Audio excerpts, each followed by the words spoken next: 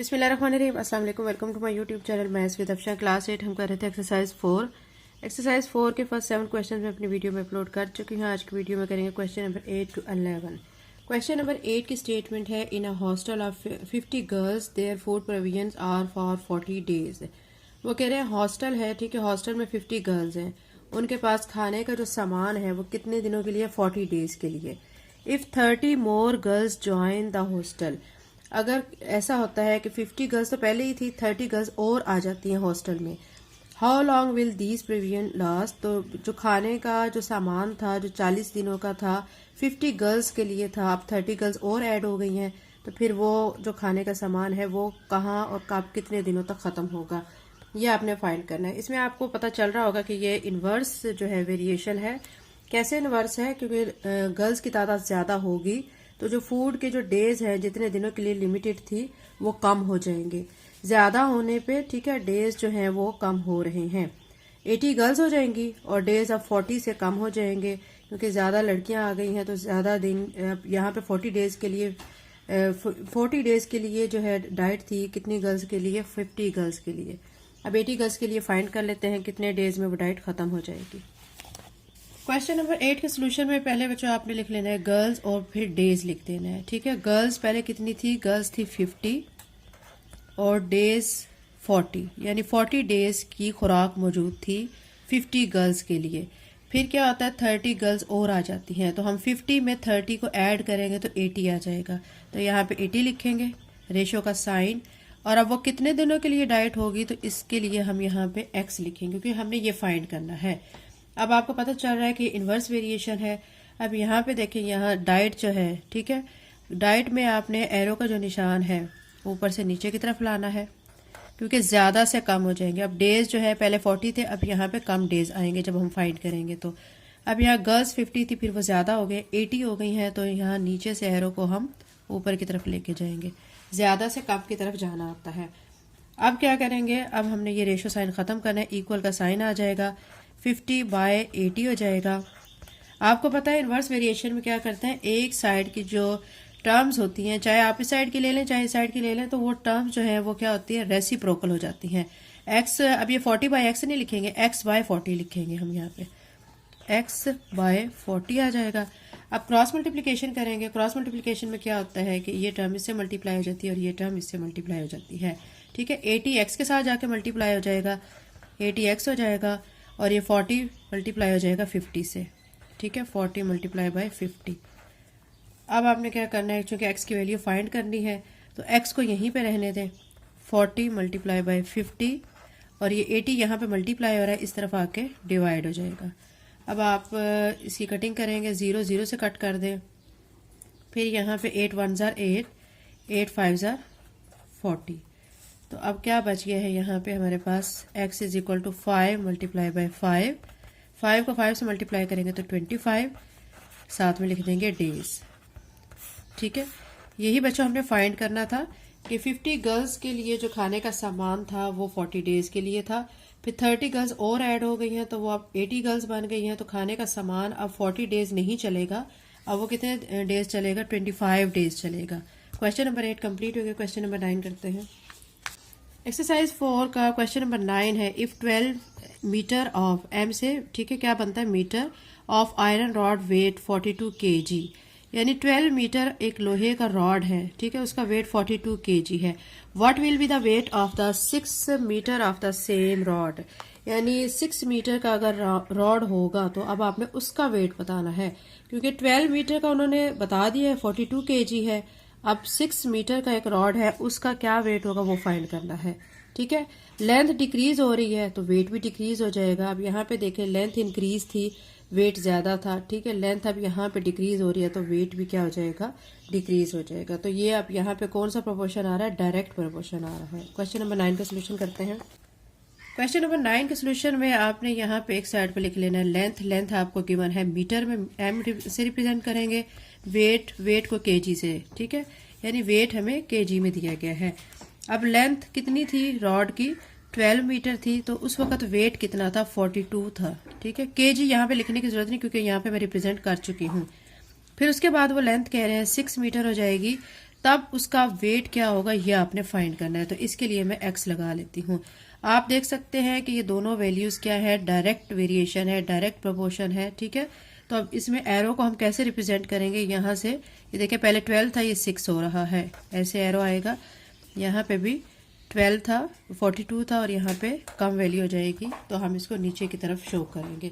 कुछ बच्चे एरो के निशान में कंफ्यूज हो जाते हैं, तो इनके लिए मैं बता रही हूँ कि आपने क्या करना है, ज्यादा से कम की तरफ एरो को शो करना होता है, ठीक है। तो अब ये 12/6 हो जाएगा, तो इसको हम ऐसे लिखेंगे। डायरेक्ट वेरिएशन है, इसमें हम रेसिप्रोकल नहीं करेंगे। इनवर्स वेरिएशन होता है तो उसमें हम एक साइड को सेम लिख देते हैं, यानी ऊपर से नीचे की तरफ लिखते हैं, 12/6 लिखते हैं, ठीक है, या कुछ भी लिख सकते हैं। तो यहाँ पे जो इनवर्स वेरिएशन होता है तो उसमें फिर रेसिप्रोकल ले लेते हैं एक साइड का। तो रेसिप्रोकल अब यहाँ पे नहीं लेंगे क्योंकि ये इनवर्स नहीं है, ये डायरेक्ट वेरिएशन है। तो 12/6 लिखेंगे यहाँ पे हम, ठीक है, क्योंकि यहाँ पे 6 है। फिर उसके बाद यहाँ पे क्या है, 42/x लिख देंगे। इसके बाद क्या करेंगे, क्रॉस मल्टीप्लाई करेंगे, ये टर्म इससे मल्टीप्लाई और ये इससे मल्टीप्लाई हो जाएगी। x जाके 12 से मल्टीप्लाई हो रहा है तो यहाँ पे 12x लिख लेंगे, और ये 6 42 के साथ मल्टीप्लाई हो रहा है तो यहाँ पे लिख देंगे, ठीक है। इसके बाद अब आप क्या करेंगे कि आप देखते हैं कि हमारे पास जो है एक अमाउंट है x जो हमने फाइंड करनी है, तो उसके साथ 12 मल्टीप्लाई हो रहा है, तो 12 को हम दूसरी तरफ लेके जाएंगे तो इधर मल्टीप्लाई और दूसरी तरफ जाके डिवाइड हो जाएगा। अब हम इसको रिड्यूस करेंगे, कटिंग करेंगे सेम टेबल्स पे। 6 के टेबल पे कर लेते हैं, 6 1 6, 6 2 12, ठीक है। अब 2 के टेबल पे नेक्स्ट कर लेते हैं, 2 1 2, 2 2 4, 2 1 2। तो यहाँ पे सॉल्व करके क्या आंसर आ रहा है, 21, ठीक है। वेट हमने फाइंड करना था, तो वेट के लिए साथ में हम केजी लिख लेते हैं, क्योंकि केजी में वेट दिया गया था, 42 केजी दिया गया था, तो आंसर में भी हम 21 केजी लिखेंगे, ठीक है। तो ये क्वेश्चन नंबर 9 का आंसर आ चुका है। क्वेश्चन नंबर 10 करते हैं। एक्सरसाइज 4 का क्वेश्चन नंबर 10, ठीक है। इसको आपने से अच्छी तरह इसके स्टेटमेंट को समझना है, ठीक है।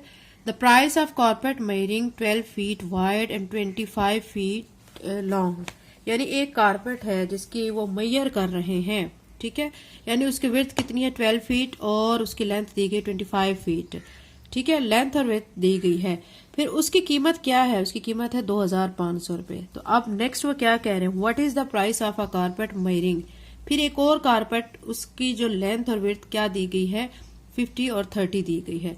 वो कह रहे हैं कि एक की लेंथ और विड्थ कितनी थी, 12 और 25 थी, ठीक है, उसकी प्राइस थी 2500, और दूसरे वाले की लेंथ और विड्थ कितनी दी गई, 50 × 30, ठीक है। तो उसकी आपने प्राइस को फाइंड करना है कि उसकी फिर प्राइस क्या होगी। लेंथ और विड्थ दी जाती है तो आप दोनों पहले टर्म्स को क्या कर लेते हैं, मल्टीप्लाई करके एरिया निकाल लेते हैं, क्योंकि एरिया किसके इक्वल होता है, लेंथ मल्टीप्लाई बाय ब्रेथ, ठीक है। तो हम पहले एरिया फाइंड कर लेंगे, एरिया आ जाएगा तो फिर हम उसके हिसाब से फिर बाकी प्राइस फाइंड कर लेंगे, जो कि हमारी सेकंड कारपेट है, ठीक है, उसकी प्राइस फाइंड करेंगे। क्वेश्चन नंबर 10 का सोल्यूशन करते हैं। एक्सरसाइज 4 का क्वेश्चन नंबर 10 बच्चों हम सॉल्व कर रहे हैं। हमारे पास दो कारपेट है, ठीक है, दोनों कारपेट्स की हमें जो है लेंथ और विड्थ दी गई है, लेकिन पहले वाली जो कारपेट है उसकी लेंथ विड्थ के साथ उसकी प्राइस भी दे दी गई है, और दूसरी वाली कारपेट की लेंथ और विड्थ दी गई है लेकिन प्राइस नहीं दी गई, जो कि हमें फाइंड करनी है, ठीक है। तो अब इसके लिए आप देख सकते हैं यहाँ पे मैं क्या लिख चुकी हूँ, एरिया ऑफ फर्स्ट कारपेट। जाहिर बात है लेंथ और विड्थ हमारे पास है तो हम एरिया निकाल लेंगे, एरिया ऑफ फर्स्ट कारपेट, ठीक है, लेंथ मल्टीप्लाई बाय विड्थ, यानी 25 दी गई है और 12 दी गई, दोनों को मल्टीप्लाई करेंगे तो 300 जो है वो एरिया आ जाएगा, इसका फर्स्ट कारपेट का आ जाएगा, ठीक है। उसके बाद अब आप देख सकते हैं कि सेकंड कारपेट का एरिया भी हम इसी तरह निकालेंगे। 50 दी गई है और मल्टीप्लाई बाय 30 जो हमें गिवन है उसको हम दोनों को मल्टीप्लाई करेंगे तो 1500 आ जाएगा। एक का एरिया 300 आ चुका है, दूसरे का 1500 आ चुका है। अभी कारपेट का एरिया हमारे पास आ चुका है, अब हम प्राइस जो है सेकंड कारपेट की इजीली निकाल सकेंगे। यहाँ पे मैं लिखूंगी कारपेट एरिया, जो कि यहाँ पे मैं लिख चुकी हूँ, आप देख सकते हैं। फिर रेशो का साइन, फिर प्राइस किस पे है, रुपीस में है, RS लिख लें, ठीक है, ब्रैकेट के अंदर। कारपेट एरिया, फर्स्ट कारपेट का हमने देखा है, अभी निकाला है, क्या था 300, ये 300 लिख देंगे। फिर सेकंड कारपेट का क्या है 1500, तो 1500 लिख देंगे। प्राइस फर्स्ट कारपेट की क्या है 2500, वो लिख दी है। सेकंड कारपेट की प्राइस हमने फाइंड करनी है तो उसके लिए मैं X लगा दूंगी, ठीक है, X लिख दिया है। अब आप देखिए बच्चों कि अगर हमारे पास जो कारपेट थी पहले वाली, ठीक है, उसका एरिया 300 था तो उसकी प्राइस थी 2500, फिर सेकंड कारपेट का एरिया ज्यादा हो गया है तो प्राइस भी ज़ाहिरी बात है फिर उसकी ज्यादा हो जाएगी। तो ये कौन सा फिर प्रोपोर्शन हो जाएगा, ये डायरेक्ट हो जाएगा, क्योंकि अगर एक चीज बढ़ रही है दूसरी भी बढ़ रही है तो वो डायरेक्ट है। ठीक है, अब यहाँ पे एरिया ज्यादा हो रहा है तो प्राइस भी ज्यादा हो रही है, तो आपने एरो को कैसे शो करना है, ज्यादा से कम की तरफ। ये देखें 1500 से 300, और यहाँ पे जाहिर बात है अमाउंट भी फिर ज्यादा आएगी, तो फिर यहाँ नीचे से ऊपर की तरफ आपने इसको शो करना है। डायरेक्ट वेरिएशन में आपने रेसिप्रोकल नहीं करना होता, आपने क्या करना है, सीधी जो ऊपर टर्म लिखी होती है उसको ऊपर लिख के और नीचे सेकंड वाली टर्म को लिख देना होता है। इक्वल का साइन डालना होता है रेशो का साइन खत्म करने के लिए।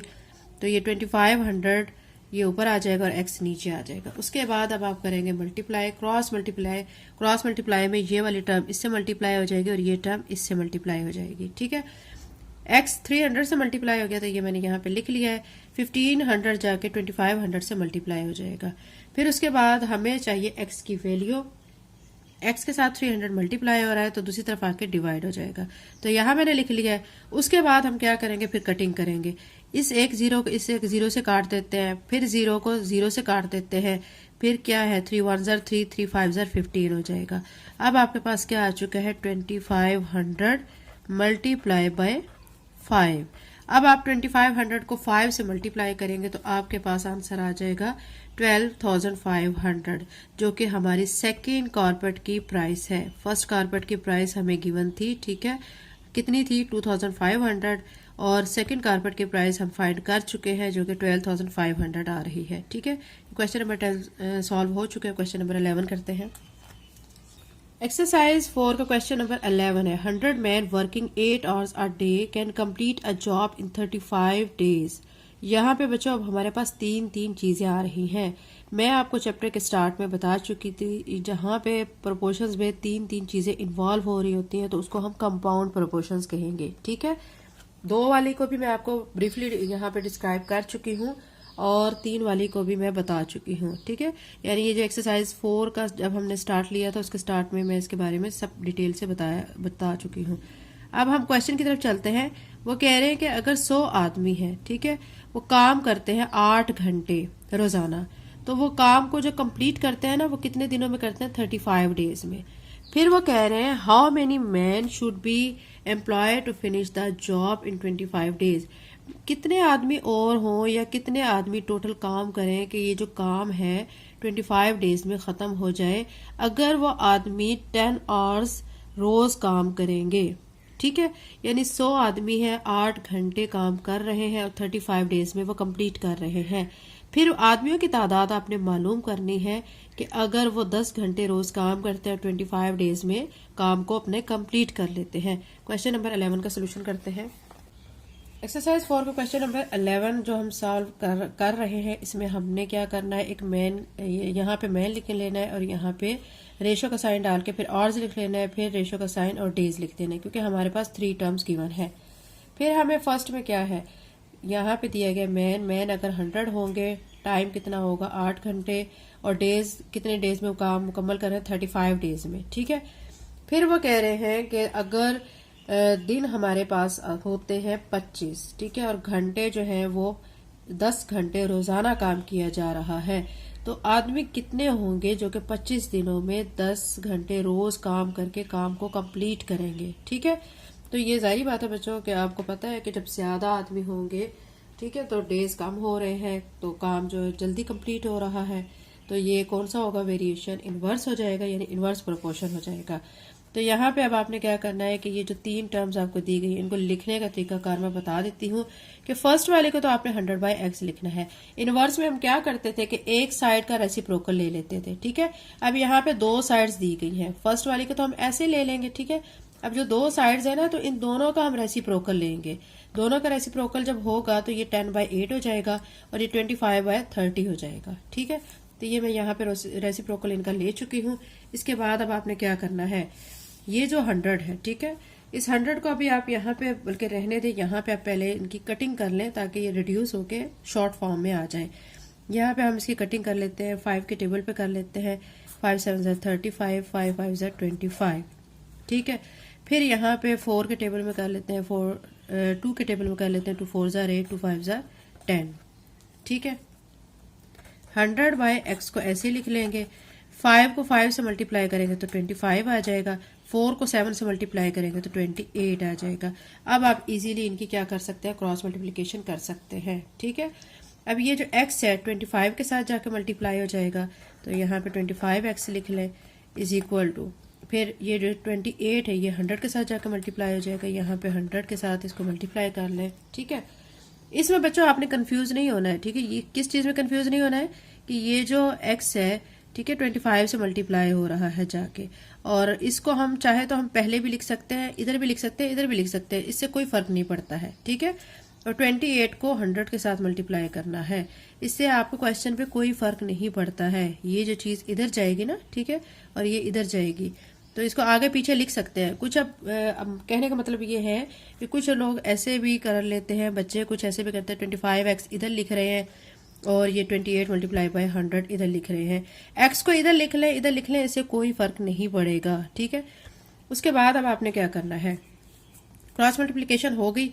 तो अब हम इसको दोनों टर्म्स को या तो मल्टीप्लाई कर सकते हैं, ठीक है, तो या फिर हम ऐसे भी कर सकते हैं कि ये इधर ला के टर्म और इनसे कटिंग कर सकते हैं। तो यहाँ पे फिर मैंने क्या किया, पहले मैं इसको मल्टीप्लाई कर लेती हूँ। 28 को जब 100 से मल्टीप्लाई करेंगे तो 2800 हो जाएगा।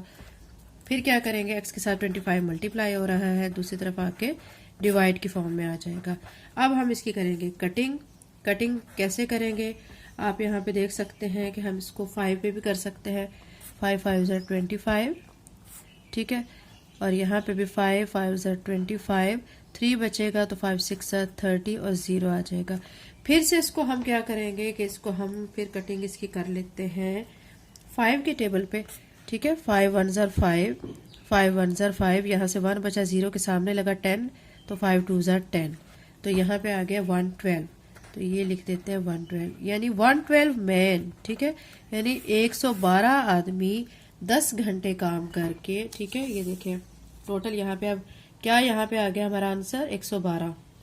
112 आदमी जब 10 घंटे रोज काम करेंगे तो वो काम 25 डेज में कंप्लीट हो जाएगा। ठीक है, क्वेश्चन नंबर 11 कंप्लीट हो गया। अगर आप मेरे चैनल पर नए हैं और अगर आपने चैनल को सब्सक्राइब नहीं किया तो काइंडली सब्सक्राइब करें, वीडियो को लाइक करें, लिंक को शेयर करें, बेल नोटिफिकेशन बच्चों ऑन कर लें। इसका फायदा ये होगा कि जैसे मैं वीडियो अपलोड करूंगी आपके पास नोटिफिकेशन आ जाएगा। ठीक है, thank you and Allah Hafiz.